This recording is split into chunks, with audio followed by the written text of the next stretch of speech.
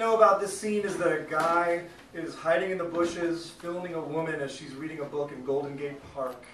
It's about 10 o'clock at night. Is this your play? Okay. What's that? Is that your play? It's a novel. Oh. Termite Parade. Termite Parade. Thank you for that. Good. It dawned on me she wasn't really reading. Just didn't have anywhere to go. Didn't have anyone to spend time with. It took all my willpower to stay in the bushes. I wanted to jump out and tell her I knew exactly what she was going through. I knew how it felt to come home to an empty apartment, my only friend, my ridiculous twin, out drinking every night of the week until sunrise, staggering home and up our stairs and down our hallway, and waking me as he spilled into the walls. I wanted to tell her that I knew what it was like to eat macaroni and cheese alone, how hollow it felt to masturbate myself to sleep. I could sit next to her on the bench and say, "You can tell me every single secret." And she would tell me something no one knew. She'd say something like, "I never read my fortune cookies because I can't take the pressure." And then I'd say, "I've slept with the lights on my entire life." And we'd have this moment of recognition, a moment not divided by seconds or nanoseconds or minutes. We'd have a moment defined entirely by eye contact, staring and knowing that our individual solitudes were ready to rupture. We'd met another person who needed life to get easier, a person who understood the ruthless clamor of time as we worked our lives away in meaningless jobs.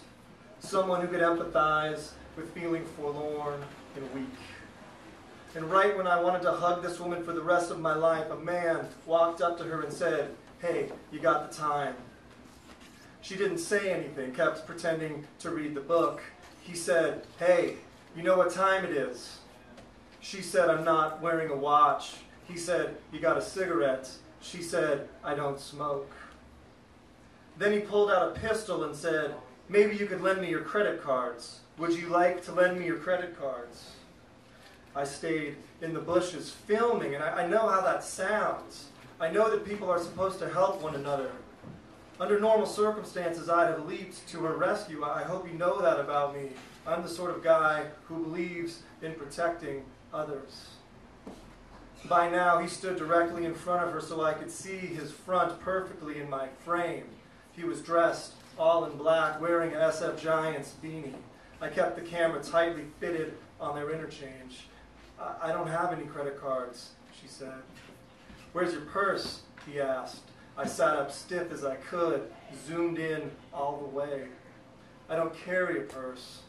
He shook the pistol and said, "Empty your pockets, sweet cheeks, before I get mad." I knew she was scared. Who wouldn't be scared with a gun in their face? But in the long run, this was all going to be worth it. You wait for something your entire life, and it falls into your lap, and what are you supposed to do? Are you supposed to take your dream off the hook and throw it overboard, catch and release?